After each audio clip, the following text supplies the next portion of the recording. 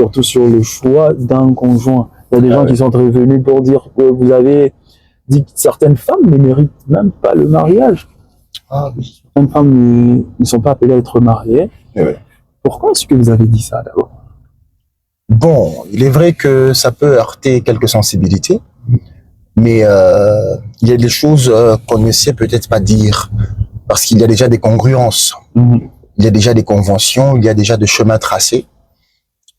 Mais vous allez vous rendre compte que si vous êtes honnête avec vous-même, au-delà de ces congruences, il y a une réalité têtue. C'est que des choses qui ne répondent pas à ce que vous voulez, vous, des choses qui ne répondent pas à vos conventions. Voilà pourquoi j'étais en train de dire que toutes les femmes ne sont pas des natures à se retrouver au foyer. Toutes les femmes ne sont pas des natures à être au mariage. Tous les hommes également ne sont pas des natures à se retrouver ni au foyer, mais à se retrouver dans le mariage. C'est parce que nous pensons que le mariage veut dire la bénédiction des dieux. Vous voyez, le mariage veut dire que tout le monde est censé se marier. Non, mais vous allez regarder que, comme je l'avais dit dans la vidéo précédente, il y a des natures des femmes comme d'hommes qui ne répondent pas aux principes, même basiques, du mariage. Pour une femme, par exemple, il lui faut vivre sous la guidance de quelqu'un, s'il faut qu'elle puisse aller au mariage.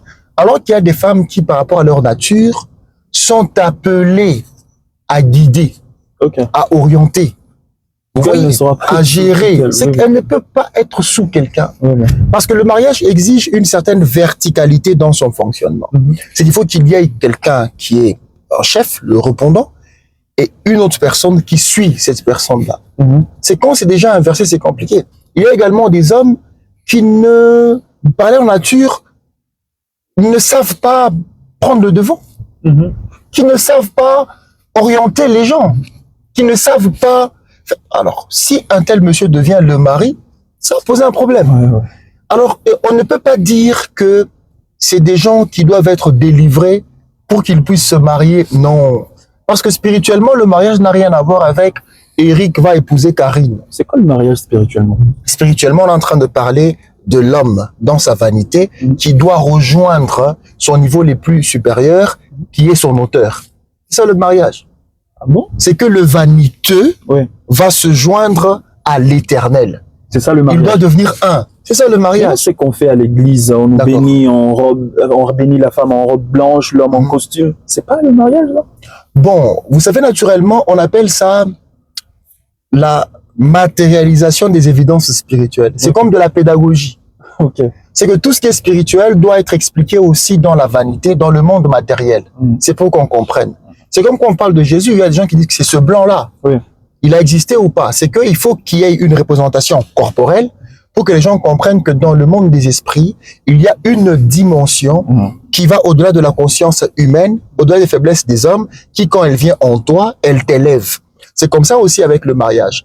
Vous allez voir, on va prendre un homme qui est la facette de l'esprit, on va prendre une femme qui est en soi la facette de l'âme, et quand les deux se mettent ensemble, ils vont devoir produire dans le monde spirituel ce qu'on appelle l'acte. Mais dans le monde physique, on parle des enfants. Vous voyez, c'est que quand l'homme va devoir quitter son état le plus bas pour monter dans l'état le plus haut, cette jointure produit ce qu'on appelle le fils de l'homme, qu'on appelle Jésus. Alors, ça veut dire que ce sont des réalités spirituelles qu'on a voulu rendre didactiques pour que les gens comprennent. Vous allez voir que dans l'Ancien Testament, c'est ce qu'on appelait l'arche de l'Alliance, où l'homme va quitter le parvis, passant par le lieu saint vers le lieu très saint. Il va se joindre à l'arche. Ils deviennent un. Et le Christ, quand il va revenir, il va parler de l'époux qui va rencontrer l'épouse. Il faut rester vierge pour que l'époux, quand il vient, qu'il ne te trouve pas souillé. La virginité, c'est au niveau de ta propre pensée, où tu ne dois pas t'embrouiller avec, c'est la franc-maçonnerie qui sauve, c'est la Rose-Croix qui sauve, c'est la tradition qui sauve, c'est ceci ou cela qui sauve. C'est l'auteur qui est en toi qui te sauve. Là, tu gardes ta virginité, tu ne vas pas te joindre à d'autres époux, à d'autres maris. Je sais qu'il faut des mots pour expliquer et que les gens comprennent, mais je m'adresse pas à leur intelligence, je m'adresse à ceux qui créent leur intelligence, qu'on appelle l'esprit. Ils comprennent. Justement, mais il y a des débats autour de Jésus, vous l'avez évoqué tout à l'heure. Est-ce que c'était un blanc? Est-ce qu'on a fini avec le mariage? C'était juste une passerelle que vous avez construite. Oui, alors j'aimerais bien, parce que c'est une passerelle qui me semble être importante. Ouais. Jésus, c'est qui? Est-ce qu'il a existé? D'abord, la question qu'on se pose. Les autres disent que c'est un Dieu de blanc.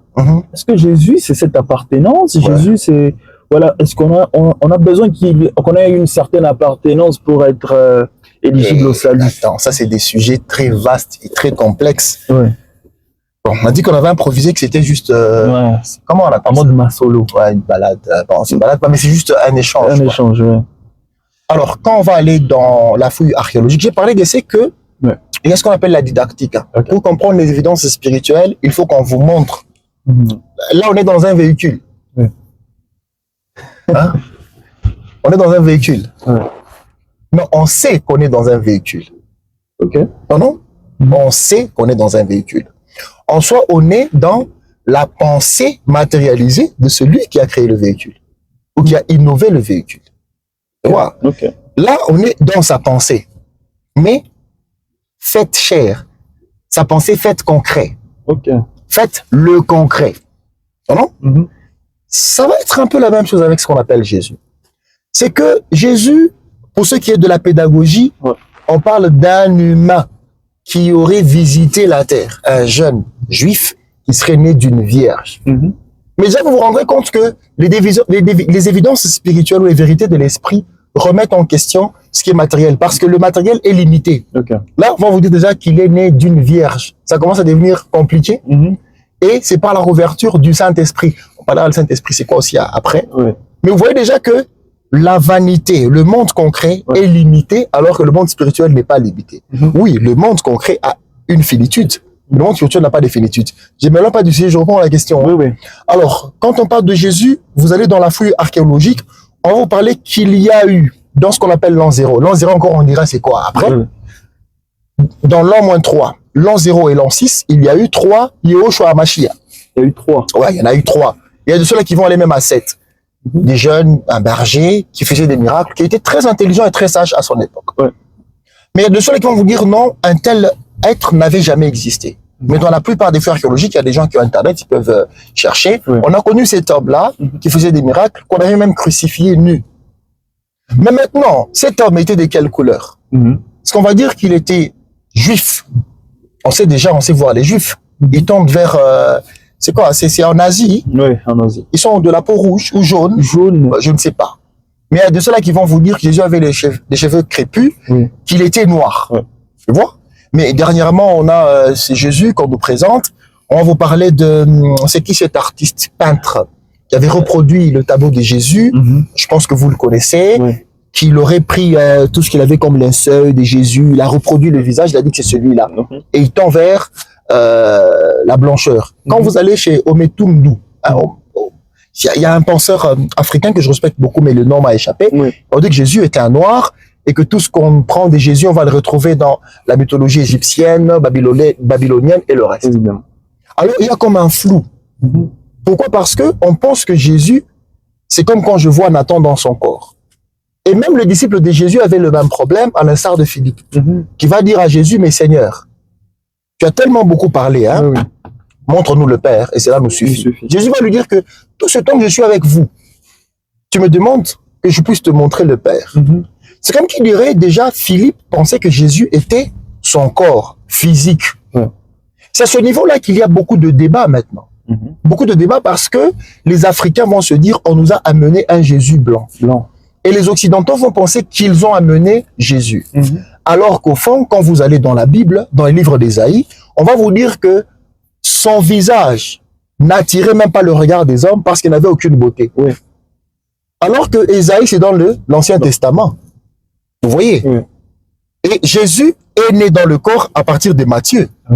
Alors, les Jésus qu'on décrit là, dans Ésaïe, c'est qui? Vous voyez? C'est que vous comprenez en soi qu'il devient une dimension qui n'a rien à voir avec le corps. Mais parce que, comme je disais avant, que les vérités spirituelles doivent aussi avoir une certaine didactique.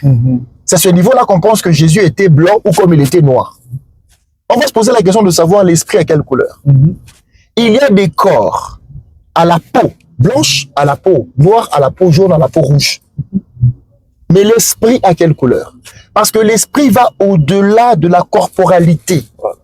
L'esprit n'est ni blanc ni noir. Quand on dit que c'est un esprit noir, ça devient un entendement. C'est que c'est un esprit bourré, borné, obscur. C'est qu'on peut avoir un homme à la peau blanche, mais qui a un esprit noir. On peut avoir un homme à la peau noire qui a un esprit éclairé.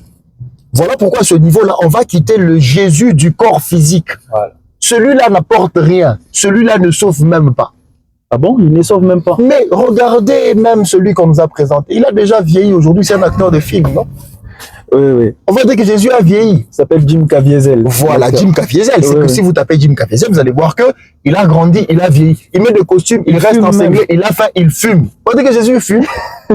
Mais c'est aussi une certaine dimension de connaissance. On pense d'abord que Jésus, c'est d'abord ce blanc-là. Oh non? Mais après, ceux qui adoraient la photo de la photo de... Mais bon, là, je ne les condamne pas. Mais vous verrez qu'à la lumière des explications, vous comprendrez que ça n'a rien à voir.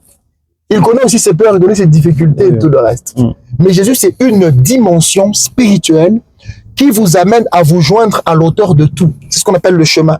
Mais maintenant, cela, ça devient comme des principes dans votre vie humaine. L'amour du prochain. C'est que pour que vous puissiez arriver à vous joindre à l'auteur de tout, qui n'est pas séparé, vous devez aimer celui qui est en face de vous, que vous êtes. Parce que lui également est l'émanation de l'auteur de tout. Vous devez avoir le fruit de l'esprit. La patience, la douceur, la bénignité. Parce que ce sont des choses qui vous déconnectent de ce qu'on appelle le monde, la vanité, le passage. Tout ce qui vous énerve, tout ce qui lié à vos inquiétudes, ce sont des choses qui sont soumises au passage. Mais maintenant, ce qu'on appelle Jésus, ça devient cette connaissance qui vous déconnecte. J'ai bien dit, ça devient cette connaissance. Ça n'a rien à voir avec un humain. Ça n'a rien à voir avec, il a les yeux bleus, il a les yeux blancs et tout le reste. Même quand dans Isaïe, il est dit que son visage n'attire pas le regard des hommes. Ça n'est pas comme le visage de Nathan. Le visage, c'est le repère.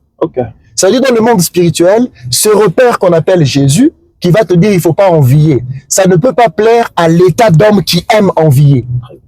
J'espère que les gens vont comprendre. C'est ça le visage qui ne plaît pas aux hommes. Ce n'est pas le visage d'un Africain, d'un Congolais. Non. C'est le repère, un entendement qui ne satisfait pas celui qui est dans la mort. Parce que celui qui est dans la mort, il veut dépasser l'autre. Mais lui va te dire, aime le prochain, c'est que ne cherche pas à le dépasser. Donc quand on te gifle là, il faut donner... Ça n'a rien à voir aussi avec... comme ça. Non, ça n'a rien à voir avec taper comme ça. Vous voyez, c'est qu'en soi, ça devient des vérités spirituelles qui t'amènent à la jointure ou au mariage, à l'union avec celui qui t'a créé. C'est ça qu'on appelle Jésus. Alors, je pense que vous avez compris quand même, celui qu'on appelle Jésus, ça n'a rien à voir avec des cheveux crépus. Mais c'est bien quand même, c'est le processus. Hein? D'abord, tu penses que c'est un corps. À petit, tu verras que c'est pas ça. Mais il a dit manger mon corps. Et là, ça devient compliqué encore. Boire le sang. Alors, vu que Jésus n'est pas son corps, alors pourquoi il nous dit de manger son corps et de boire son sang pour avoir la vie? Mais ça devient des choses compliquées. En soi, le corps, ça devient l'acte. Oui, non? Le corps, ce n'est pas ceci. Le corps, ça devient l'acte. Le corps, ça devient la résultante de la fusion entre l'esprit et l'âme. C'est compliqué. Ça devient la résultante de la fusion entre la pensée et l'émotion. Je veux dire comment? Tu vois, comme par exemple, tu penses aux sourcils. Tu sens la peur en toi. C'est ça l'acte, c'est ça le corps. Tu as eu une pensée et tu sens que dans cette pensée, tu y as mis un sentiment. Ça crée quelque chose en toi. C'est ça en soi l'acte. Et c'est ça le corps. Mais maintenant, quand Jésus dit qu'il faut manger son corps à lui, c'est qu'il faut chercher à fusionner avec les connaissances de Jésus pour arriver à produire ce qu'on appelle la sainteté. Je veux dire comment? Ce qui n'est pas lié, ce qui n'est pas souillé, ce qui n'est pas mélangé. Non? Raison pour laquelle on va lier le corps de Jésus à la Sainte Seine. Ce qui est saint, c'est ce qui n'est pas mélangé. C'est que tu dois être... Voilà pourquoi il va dire, celui qui doit me suivre, il doit renier son père, sa mère et tout ce qu'il a. C'est que tu ne dois pas te mélanger à ce qui est soumis à la vanité. Parce que ton père, ta mère, tes enfants, tout ce que tu as sont soumis à la vanité. Mais attention, parce que ton père aussi a un père. Ça devient le renoncement de l'illusion. Ok. Ce n'est pas que je dois renier mon père, papa. Papa, je te renie. Non. Je dois savoir que je suis l'émanation de l'auteur de tout. Même mon père aussi dira la même chose. Son père dira la même chose. Okay. Vous voyez au fond, c'est que c'est à ce niveau-là que quand tu prends cette connaissance christique, tu vas la joindre à ton émotion, à toi, ça va produire la sainteté. Ça ne sera pas la peur. Tu vois? Et quand on parle du sang, dans le sang, c'est là où il y a la vie. Dans le sang, c'est là où il y a même l'âme. L'âme, c'est le siège des émotions. Alors que le Christ, lui, il n'est pas lié aux émotions. Surtout les émotions négatives. La peur, les inquiétudes, la fanfaronnade et tout le reste. Ce sont des ressentis en soi. Mais maintenant, quand tu as ce qui vient d'en haut, ce qui vient de l'auteur de tout en toi, tu ne vas pas devoir produire les sensations qui sont liées au sang des hommes. Voilà pourquoi c'est fort. Oui. C'est que en soi, vous sentez qu'on est en train de se déconnecter de la didactique vers ce qui est essentiel. Pas essentiel que c'est important, excusez-moi, mais essentiel, un tout petit peu comme ça, mais essentiel, ce qui est de souche. Un téléphone, c'est la communication. C'est que si tu vois qu'un téléphone, c'est l'iPhone, tu as encore du dehors. Mais si tu sais qu'un téléphone, c'est juste communiquer, là, nous sommes en train de téléphoner. Oh non, on communique.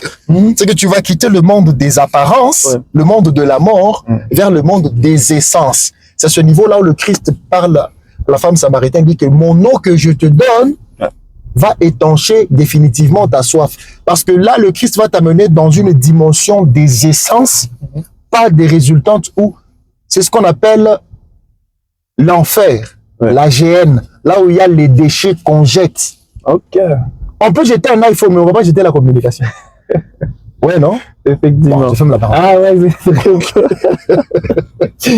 c'est très profond. En tout cas, ça, je ne sais pas, ça, moi déjà, ça me fait quelque chose. Je sens comme s'il y a un truc qui bouge dans mon entendement par rapport au sang et au corps de Jésus-Christ.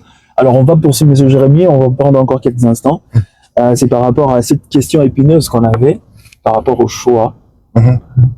Il est amoureux, hein? Parce qu'il n'est pas marié. Je suis célibataire. Parce que M. Jérémy, je ne suis pas le seul. Je pense qu'il y a plusieurs jeunes aussi qui aimeraient bien avoir une conjointe. Est-ce qu'il y a une femme de destinée, une femme prévue pour toi, ou est-ce qu'il faut faire confiance à ce qu'on ressent? Alors, ce qu'on ressent se retrouve dans votre corps. C'est comme des signaux. Mais ce que vous ressentez n'a pas d'œil. Non? Ça n'a pas de repère. Vous ressentez, mais vous ne savez pas au fond qu'est-ce qu'il vous faut exactement. Le monde a été créé pour progresser, pour atteindre la phase de la maturation. Et le monde, c'est comme un puzzle avec des éléments qu'il faut engrainer pour que ça fasse un tout. L'homme est également comme ça. La femme de la destinée. Moi, je crois au destin, mais je ne crois pas au destin comme nonchalance. Donc, c'est que je ne ferai pas le sport, je serai toujours en bonne santé. Non. Je crois aux actes qu'on pose dans le plan. Très bien. Ça veut dire quoi? Si j'avais épousé la petite sœur de ma femme, je n'aurais pas mes enfants. Si j'avais épousé la grande sœur de ma femme, je n'aurais pas mes enfants. Donc, je ne devais qu'épouser ma femme pour avoir les enfants que j'ai. C'est le monde de la justesse. Et vous allez voir que même dans la cosmologie, on va parler des virgules, des chiffres près, pour que le soleil ne brûle pas la planète Terre. Évidemment. Et le concepteur de ces choses, l'auteur de tout, le fait ainsi même dans notre vie au quotidien. C'est que l'homme, mais non, attention, le destin n'est pas unidirectionnel, il est pluridirectionnel. Il va t'offrir plusieurs choses. Si je quitte ici, je vais en France, il y aura un contexte français. Si je dis je rentre chez moi à la maison, il y aura un contexte de chez moi à la maison. Si je dis je reste dans ce véhicule, il y a un contexte. C'est que le destin, il est pluridirectionnel. Mais maintenant, pour ne pas peut-être encombrer nos amis qui sont en train de nous suivre, la femme du destin ou l'homme du destin existe. Mais il y a des signaux, voilà. Le destin ne se force jamais. Le destin ne s'improvise jamais. Mais si tu sais qu'il sera 17h, tu vas pousser 17h. Non. Tu vas attendre. Quand 17h va devoir arriver. Tu ne vas pas être là en train de tirer le soleil parce que tu ne peux pas. C'est déjà prévu qu'il soit 17h. Même dans ta vie aussi, la femme de ton destin, tu ne vas pas la forcer. Tu ne vas pas chercher à la convaincre. Tu ne vas pas chercher à l'impressionner. Ça sera une relation saine et pure. Mais il y a des filles qui attendent que l'homme fasse des efforts pour prouver que voilà, il tient à la fille. Ce qui est lié au destin, c'est ce qui est lié à la nature. Tu vas pas demander à ta mère qu'elle prouve qu'il est ta mère. Ou ton père qu'il te prouve qu'il est de ton père. Ouais. Et quand ton père veut te prouver qu'il est ton père, il ne l'est pas. C'est une relation saine. Ça veut dire aussi que même si tu es dans une relation avec un homme ou avec une femme, si tu sens le poids de la relation, tu n'es pas à ta place. Okay. Ou s'il faut que tu puisses être bien fringué, faire de l'argent pour aller voir cette dame-là, ce n'est pas ta femme. Et tu vas voir que toi qui fournis des sacrifices, elle ne voit pas ça. Elle va aller ailleurs, ou peut-être on ne la considère même pas. Ça veut dire en soi, le destin ne force absolument rien. Un homme ne doit pas forcer une relation. Ça vient de soi. Ce qui est naturel, c'est ce qui est beau. Tu ne vas pas chercher à impressionner. Voilà pourquoi, dans les vraies relations amoureuses, ce qui attire encore l'attention de l'un comme de l'autre n'a jamais été lié au matériel. L'homme va te dire que j'aime son sourire, la femme va te dire j'aime la manière dont il me regarde. L'homme va te dire que j'aime souvent ses tics. Elle a certains tics là. Ça ne s'achète pas. Hein. Ça s'achète pas. La femme va te dire j'aime la manière dont il aborde les questions, par exemple, liées à ça. Ça ne s'achète pas. C'est qu'en soi, là c'est le premier aspect. Le deuxième aspect, c'est que tu vas te rendre compte que cette femme-là ou cet homme va aller au-delà de la corporalité. Ça sera peut-être ton œil. C'est que ce sera une femme qui va te dire, par exemple, de ne pas sortir. Elle pressent un danger. Ce sera une femme qui va te dire, entre dans ce boulot-là, même si le salaire est petit. Commence. Je sens que quelque chose, ça devient une aide semblable. Ça devient ton sixième sens. Ça devient ton troisième œil. C'est qu'en soi, quand tu as une femme, c'est une autre capacité à ce que tu as comme capacité déjà. C'est un ajout. Quand tu as un homme, ça doit être un ajout sur ce que tu as comme aptitude. Pas un fardeau. Pas un fardeau. Ça doit être quelque chose de bien, de positif. Ça ne doit pas être quelque chose qui te renvoie des énergies négatives ou quelque chose qui arrive à te rendre handicapé. Il faut que ça soit un plus. Si par exemple, tu n'étais pas un bon gestionnaire d'argent, ce que tu vas voir comme femme, comme homme, c'est la capacité à bien gérer l'argent. Si tu n'avais pas de bons sommeils, il y a des gens qui n'arrivent pas à bien dormir. Ce que tu vas voir comme homme, comme femme, c'est quelqu'un qui te pousse à bien dormir. Si tu n'avais pas d'appétit, par exemple, je donne un exemple basique, celui que tu vas voir comme homme, comme femme, c'est quelqu'un qui te pousse à bien manger. Si tu n'arrivais pas à être content ou joyeux, tu ne profitais pas du moment présent. Celui que tu vas voir comme homme ou celle que tu vas voir comme femme doit t'amener à savoir profiter du moment présent. Si par exemple, quand tu dormais, tu avais des cauchemars, la personne à qui tu dois te joindre doit t'amener maintenant à passer des nuits paisibles. C'est qu'on soit l'homme comme la femme, c'est une dimension de plus, dans le bon sens, que l'on t'ajoute, que le cosmos te donne. Maintenant, la beauté suit après. On appelle ça le royaume des cieux. Tu vas d'abord trouver ce royaume des cieux, cette capacité qui t'amène à dominer sur le mal, sur les émotions négatives. Maintenant, si elle est belle, elle a des bassins, elle a des grosses joues, elle a des beaux yeux, ça devient comme un bonus. Parce que ces yeux-là sont soumis à la vanité. À un moment, ça va finir, elle ne va pas voir. Même si elle a un beau corps, à un moment, ça va faner. Mais si elle a le don de pressentir le mal, ça ne fanera jamais. Même si tu atteins 120 ans avec elle, la chose-là va rester intemporelle. Alors, il faut se joindre à l'homme ou à la femme par rapport aux qualités intemporelles. Oui, mais non. Aujourd'hui, nous, on est plus attiré, surtout les jeunes, par ces formes-là. Une femme qui est belle, elle est bien chargée. D'accord. On s'est dit, ouais, voilà, ça c'est la femme. Parce que ce sont les premières choses qu'on voit avant d'aller vers ce qui est intemporel. On commence à grandir quand on sait déjà que ce que je vois me trompe. On commence à grandir quand on ne marche pas par la vue, mais on marche par la connaissance. Ces gens-là qui évoluent selon ce qu'ils voient, c'est normal. Mais excusez-moi de dire, ils sont encore enfants, ils sont encore esclaves. Ils ne peuvent pas bénéficier des délices du royaume des cieux. C'est impossible. Oui, parce qu'ils marchent selon la vue. Ils ne marchent pas selon la connaissance. La Bible déclare que vous ne devez pas marcher selon le siècle présent, vous devez marcher selon le renouvellement de l'intelligence. Le siècle présent, c'est ça, les bassins, les clairs, tout ça et le reste. Mais tu vas voir que derrière ces bassins-là, il y a peut-être une histoire. Derrière cette clarté-là, il y a peut-être une histoire. Je ne dis pas que c'est mauvais, mais un homme mature, debout spirituellement, doit atteindre la dimension de quitter la corporalité, de quitter les apparences, être en mesure de voir les profondeurs. On appelle ça le trésor. Faut voir le trésor. Et c'est comme ça. Les gens d'aujourd'hui sont attirés par ces choses. Le mariage, d'abord, n'est pas lié au sexe. Bon, ça peut choquer certaines personnes. C'est lié au sexe? Non, le mariage est lié à la destinée. et la destinée n'est pas liée au sexe. Non. C'est qu'on entre dans le mariage, c'est pour la destinée. Mais attention, la destinée ne se résume pas comme mariage. Oh. Oui, il y a des gens qui peuvent être célibataires, mais c'est ce célibat-là qui les amène à la destinée. Pourquoi? Parce que dans le domaine où vous avez besoin d'un ajout, lui, là déjà. Oh. Parce qu'on a dit que le partenaire doit venir ajouter quelque chose. Oui, oui. C'est que lui, il peut déjà avoir ce qui peut faire en sorte qu'il puisse atteindre la dimension de se joindre avec l'auteur de tout. Il n'a pas besoin de se mettre dans ce qu'on appelle le mariage, non. C'est que le mariage, c'est pour ceux-là qui sont handicapés spirituellement et qui ont besoin d'une autre force, d'une autre étoile, qui vont devoir se joindre à leur chair, à leur entendement pour qu'ils deviennent complets. Donc, il y a ceux-là qui sont déjà complets. Ah, le mariage vient compenser un handicap. Évidemment, voilà pourquoi pour entrer dans le mariage, il faut reconnaître ses faiblesses. Si tu sens que tu es complet, tu peux entrer dans le mariage.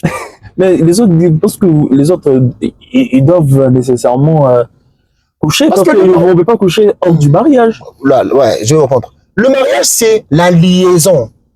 Mais quand quelque chose est complet, on va le lier encore à quoi? Quand c'est complet, on va le lier à quoi? On ne lit que ce qui n'est pas complet. Voilà pourquoi dans le mariage, et à l'homme, on demande d'aimer, à la femme, on demande la soumission. Oui, c'est qu'à l'homme, on lui demande une dimension, et à la femme, une dimension pour faire la jointure, pour faire le tout. Vous voyez déjà? Alors, de ce point de vue, vous avez posé une question. Oui, je dis, certains se marient parce que vous venez d'évoquer tout à l'heure que le mariage n'est pas lié au sexe. Ouais, c'est pas lié au sexe. Mais on dit souvent que non, un jour, tous les ans, il faut mettre comme ça, va coucher. Tous les ans, qu'elle a pas. Non, m'excusez. Il y a plusieurs sœurs, on a dit. Et puis, il y a même le jour du mariage. Là. Oui. Tu sens que la belle famille aussi va chuchoter. Parce qu'elle a même un mambo. C'est un problème. C'est qu'eux, ils savent. Et quand elle va aller là-bas, après un temps, elle va divorcer. Ou un homme, on dit non, il faut qu'il puisse se marier. C'est que celui qui tulizani chamutu, c'est Christ. C'est pas le mariage. Non, c'est le Christ qui tulizani chamutu. C'est Dieu qui tulizani. C'est Dieu qui change l'homme. C'est pas le mariage qui change l'homme. Oui, non? Ou frère ou frère, il faut, et ça. Frère, non, mais on est déjà pas ma bibi. Alors, on prend sa bibi, mais moi, je suis pas de bibi. Qu'est-ce qui pousse les gens à aller, bien qu'il est marié, mais il convoite d'autres femmes. Donc, ça suffit pas d'être marié. Bon, comme on a dit, ce n'est pas le mariage qui sauve. C'est Christ qui sauve. Tu ne peux pas dire que pour que je ne puisse pas commencer à draguer les femmes, que je puisse seulement me marier. Non! Là, tu soignes les symptômes. Tu ne soignes pas la maladie. Soigner la maladie, ça veut dire aller vers Christ. Tu reconnais d'abord que moi, tel que je suis là, j'aime les femmes. Tu te acceptes toi d'abord comme ça. Et tu reconnais maintenant qu'il y a une force au-delà de moi qui peut me donner la capacité d'avoir de la maîtrise devant les femmes. Le problème, ce n'est pas que non, que tu ne puisses jamais aimer les femmes. Non. Ça, c'est faux. Quelle que soit sa dimension de spiritualité, que non. Non. Le problème, c'est que tu puisses régner sur l'amour des femmes. Que tu aies de la maîtrise sur ceux qui t'envoient vers les femmes. Ce n'est pas que tu ne puisses jamais les aimer, non. Mais quand on était jeune, on faisait des prières, Seigneur, je ne puisse jamais aimer les femmes. Oui, Seigneur, enlève. C'est vrai que je sois jamais à l'érection, mais l'érection va venir. Le problème est que tu puisses avoir la possibilité de, malgré l'érection, tu supplantes l'érection. C'est ça que vous vous rendez compte que les gens entrent dans le mariage pour changer, mais ils ne changent pas. Parce que ce n'est pas le mariage qui sauve, c'est Christ qui sauve. Et là, maintenant, quand tu as Christ, même dans ton mariage, tu auras de la maîtrise. Mais il y a des gens qui se sont mariés, mais c'est le mariage qui détruit leur destin. Il est tellement amoureux de sa femme, tellement amoureux de son homme, que Christ ne lui dit maintenant rien.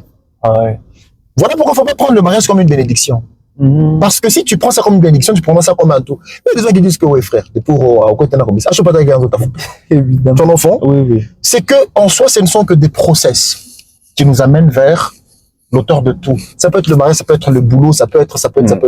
On n'est pas tous obligés d'être au mariage. C'est pratiquement impossible. Parce que dans le mariage, on entre avec une mission. On n'a pas tous les mêmes missions. On a des missions variées. Voilà, évidemment. Parce que vous venez d'évoquer tout à l'heure ce qui est lié aux besoins physiologiques.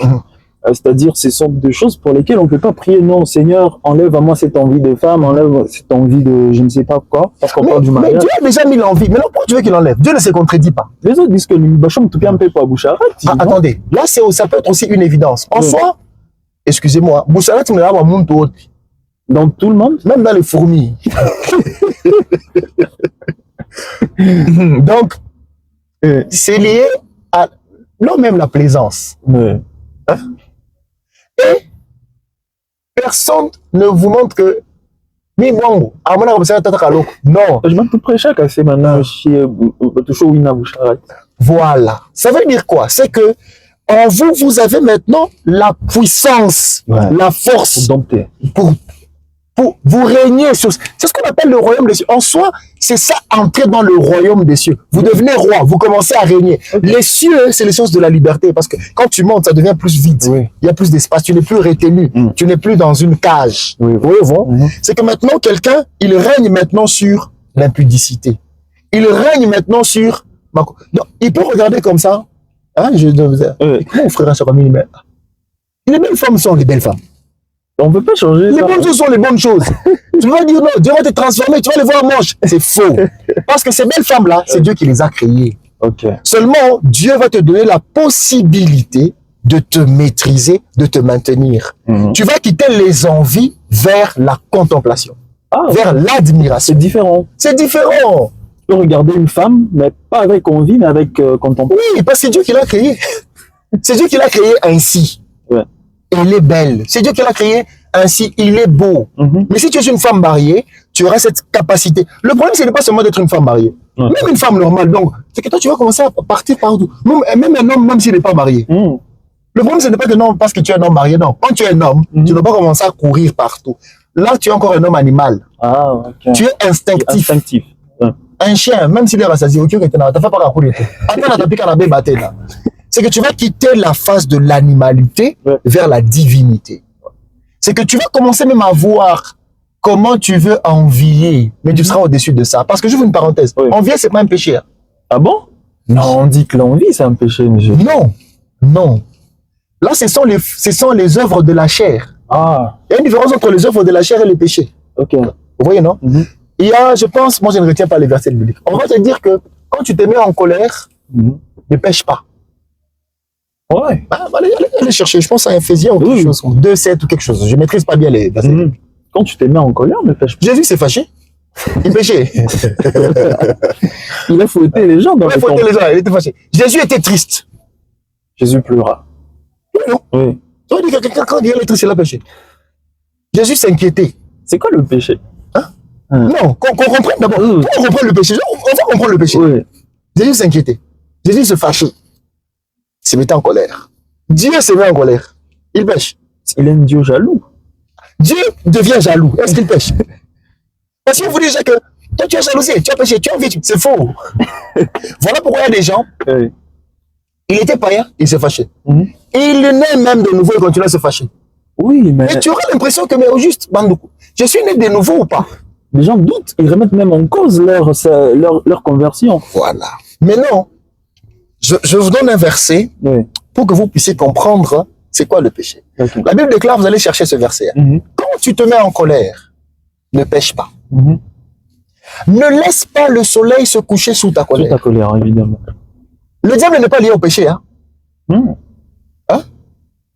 Et le même verset continue pour dire, et ne donne pas accès au diable. Ça veut dire, il y a d'abord la colère, il y a d'abord le péché, et puis l'accès au diable. Ça veut dire que le diable vient en troisième position. Le diable n'est pas lié au péché parce que quand au ciel tout allait bien, qui avait fait pécher le diable? C'est que le péché n'est pas lié à Satan. Il était Lucifer, il a eu aussi des idées. Comment lui? Maintenant, avant Satan, qui a poussé Lucifer à pécher? Parce qu'à cette époque-là, il n'y avait pas de Satan. C'est que le péché n'est pas lié à Satan. Non. Et là, j'étais en Sougoumara. Non. Voilà pourquoi Satan n'est pas l'opposé de Dieu. Quand Dieu veut le péché qui est au-dessus de Satan, Satan a succombé face au péché. Donc le péché est au-dessus de Satan. Oui. Comment vous liez le péché à Satan? Le péché est au-dessus de Satan. Satan n'a pas aussi résisté face au péché. Jésus prend une place plus que celle de Satan parce que Jésus a vaincu le péché. Oui. Ah, ça c'est fort. Oui ou non? C'est très fort. Ça va au-delà de ça. Alors, ça veut dire, quand tu te mets en colère, ne pêche pas. Maintenant, on va t'expliquer le péché à ce niveau. Ne laisse pas le soleil se coucher sous ta colère. C'est ça le péché. Comment? D'accord. Le soleil, c'est quoi? Parce que s'il est 22h, le soleil est déjà couché. Ouais, évidemment. Maintenant, on parle de quel soleil? Le soleil, ça Si tu te fâches par exemple à 19h, le soleil est déjà couché. Ce n'est pas ce soleil ici. Le soleil est la symbolique de la connaissance. Ok. Ça veut dire quoi? Si tu te mets en colère, ça veut dire que tu vas quitter la zone de la paix. Oui. Tu es dans la zone de tourment. Mais dans cette zone de tourment, ta conscience va commencer à te lancer ce qu'on appelle le soleil, la lumière. Oui. Tu te fâches, pourquoi? Non, il n'est pas venu à mon anniversaire. Non, mais cet anniversaire-là, ce n'est que vanité. Oui. C'est lui qui m'appelle. Hein? Luc, je vais répondre après. Hein? Tu vois? Oui. Luc, je suis en train de prêcher, je te rappelle. Hein, Luc? Hein? Luc? Ça va. C'est bon, je suis en train de... Toi, tu coupes la prédication. Hein? Les prédications veulent des prendre à Boussouboui. Tu vois? Ah, mais c'est plus dans Aboussou. Nous, nous sommes à l'eau. Je suis en train de prêcher. Tu vois? Ouais. C'est que... Ah, mais il n'est pas venu à ton anniversaire. Ça va passer, mais c'est un ami, non? Mais l'autre fois, il t'avait aidé, non? C'est même ça, le soleil. En soi, c'est une connaissance qui vient te sortir de la zone de tourment. Parce que tout ce qui te tourmente ne vient pas de Dieu, même si c'est une prophétie. Ah bon? Oui. Donc, même si on vous donnait une prophétie qui crée le tourment. Non, ça vient de Satan. Non, frère, quelque chose à vous voir. Non, ça vient de Satan. Tout ce qui vient de Dieu apaise l'âme. Papa, tout déjà dans Ngaïka, quand tu dis par exemple, on va à faire, et puis c'était une parenthèse. On parle du péché. Oui. C'est qu'alors, le péché devient cette têtutesse qui t'empêche ou qui refuse de voir la lumière. Okay. Tu refuses la paix. Non? Ne te fâche pas. Non, d'ailleurs, l'autre fois, elle avait dit, quand tu commences maintenant à développer ça, à un moment, cette lumière-là va se taire. C'est ça, le soleil va se coucher. Quand maintenant, cette lumière s'était, tu dis, donc c'est ça maintenant le péché. Okay. C'était d'abord la colère. C'est normal que tu te mettes en colère. Maintenant, quand tu commences à l'entretenir, c'est ça qu'on appelle le péché. Okay. C'est que tu peux voir même une belle femme, tu dis, et vrai momie. Ce n'est pas encore le péché. Ah bon? En toi, il y aura... Non, mais c'est une femme mariée, non? Je vois ça, c'est il ne faut même pas la regarder. Ah, non, mais il faut qu'on dise, excusez-moi de le dire.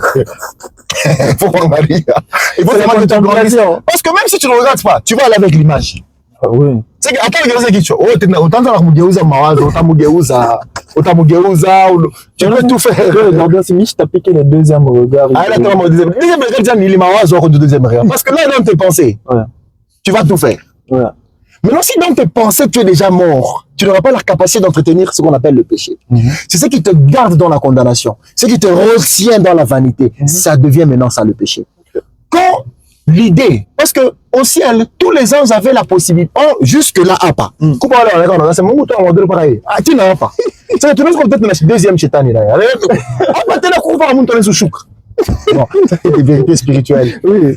C'est pas lié au temps. Hein. Là, nous sommes dans le temps. Là, c'est une dimension. Mais c'est pour qu'on comprenne. C'est que même pour le moment, on peut voir Satan 2, Satan 3, Satan 4. C'est que jusque-là, les anges ont cette possibilité toujours de quitter. Vous voyez? Mais vous allez dire qu'ils pêchent.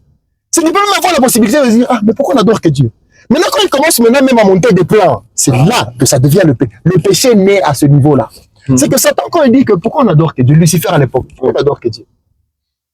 Il y a une idée qui va lui dire, non, mais il t'a tout donné, non? Toi, tu as donné la lumière. C'est ça le soleil. Okay. Lui, il dit, non, mais pourquoi seulement lui? Donc, il s'accroche maintenant à quelque chose qui va le diviser.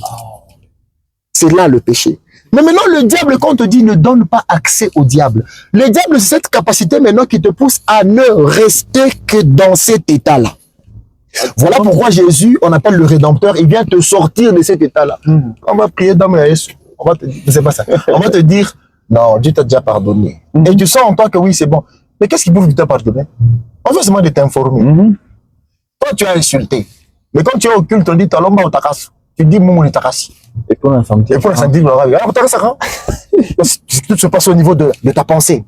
Tout se passe au niveau de ton mental. Tout se passe au niveau de ton entendement. C'est que c'est à ce niveau-là que nous retrouvons même le péché. Tu peux pécher à cause de ta femme. Tu es fidèle à ta femme, mais ta seule femme là te fait pécher. Mais l'autre qui est polygame, il ne pêche pas. Ah non. Mais tu vois, non? Monsieur Jérémy, comment ça? Oui, évidemment. Comment un fidèle pêche, mais un polygame ne pêche pas? D'accord, c'est quand il est attaché. Parce que Dieu veut, c'est l'attachement. Il ne faut pas qu'il y ait quelque chose qui puisse aller au-dessus de ton auteur. Ouais. Moi, je donne un exemple concret. Quelqu'un peut avoir une seule femme.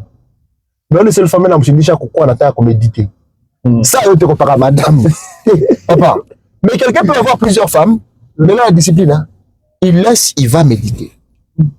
La méditation, c'est le rendez-vous avec soi-même, avec son auteur. C'est bon? Mais l'autre là qui est fidèle à sa femme, mais c'est qu'il y a une fidélité. C'est qu'en soi, en soi, ce n'est pas qu'il faut être fidèle ou infidèle. Ouais. Le bien, le mal, on va pas rentrer dans des sujets là, c'est des sujets qui compliquent les gens. Ouais. Vous voyez que celui-ci, malgré qu'il est fidèle, mais cette fidélité ne lui apporte rien. Parce que l'arbre de la connaissance du bien et du mal, il y a aussi le bien, non? Mais pourquoi malgré le bien, là, mais Dieu se fâche? Bon, Adam et Ève mangent l'arbre de la connaissance du bien et du mal. Il y a quand même le bien. Mais Dieu dit que ça, c'est pas bien. Il vous ramène vers l'arbre de vie. Ok. Ah oui, parce qu'ils avaient mangé aussi quand même une partie de bien. Et Dieu a dit que, ah oui, une partie de vie, bon quand même. Mais Dieu a dit quoi? Ils ont mangé l'arbre de la connaissance du bien et du mal. Empêchons-les maintenant de manger l'arbre de vie, de peur qu'ils ne soient comme nous. Parce qu'ils sont comme nous déjà pour ce qui est de la connaissance du bien et du mal. Mais ils n'ont pas la vie. Ah ouais. Voilà pourquoi tu vas voir que quelqu'un, s'il a la vie, il peut faire le mal. Vous appelez ça mal. Lui, il l'appelle pas mal. J'écoute ça. Ah oui, évidemment. Il peut même faire ce que vous pensez que ça c'est pas bien. Dieu va dire à Pierre, mange ça. Il dit c'est impur. Dieu dit, toi tu traites d'impur, c'est que moi je traite de pur. C'est une question de dimension. Oui. Vous voyez? Oui. Hein? Ah, c'est très profond. Papa il dit, nous on a prêché. Ok, c'est bon, merci. Merci à vous. Hein? Donc c'est un peu ça. Ah, c'est tellement profond. C'est tellement profond. Alors, monsieur Jérémy, il y a une question quand même qui vient. C'est une dernière, on va les manger. On a faim. On a faim. Alors, on va vous laisser quand même. Nous, on va manger. Ils vont rester sur leur faim parce que. Non, ils ont mangé déjà. Parce que là, quand on parle comme ça, c'est l'esprit qui est en train de manger. Qui est en train de manger, justement. Alors, un dernier conseil, qu'est-ce que vous pouvez dire, justement, à tous ces jeunes qui nous regardent par rapport au choix? Est-ce qu'ils doivent suivre leur, ce qu'ils ressentent, ce qu'ils voient, ou ils doivent aller au-delà pour cerner ce qui est incorruptible, intemporel? Ah, merci beaucoup. D'abord, ils doivent accepter ce qu'ils ressentent. Il ne faut pas qu'ils renient ça. Il y a des gens qui prient et qui jeûnent, Seigneur, ôte-moi l'envie de femme, toutes ces choses. Bon, il faut leur poser la question si le Seigneur a ôté. Il faut leur poser la question. Il faut leur poser la question si le Seigneur a ôté. Mais ça, c'est Dieu qui a créé le corps, non? Oui. Et le corps a son fonctionnement. Non, les jeunes serviteurs ne doivent pas convoiter. Ils ne doivent pas ressentir ces choses-là parce que c'est... Non, ils doivent ressentir, mais seulement, ils doivent prendre le dessus sur ces choses-là. Ils doivent être éclairés sur ces choses-là. Et c'est vrai, on ne va pas amener les gens dans ce qui n'est peut-être pas visible ici, mais leur esprit comprend ce que je suis en train de dire. Évidemment. Il faut d'abord que tu acceptes ton état. Si tu acceptes, c'est comme ça que Jésus va commencer à t'aider. Okay. Si tu renies que non, moi, j'ai déjà vaincu, alors tu n'es pas encore vaincu, tu es en train de t'attirer la mort inutilement.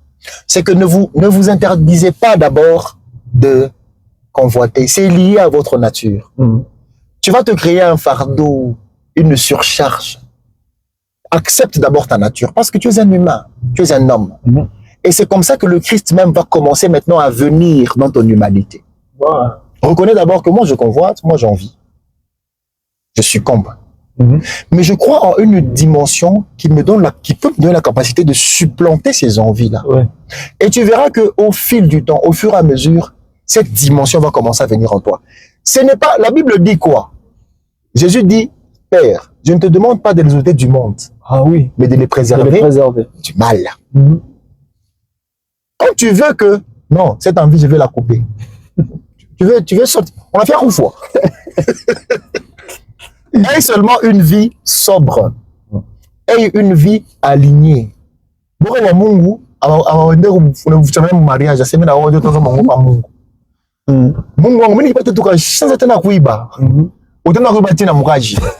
c'est qu'en soi, c'est une nature qui est en toi, que le monde ne peut pas changer, que le mariage ne peut pas changer, que le travail ne peut pas changer, que le sourire ne peut pas changer, que les amis ne peuvent pas changer, que seul Christ peut changer et progressivement.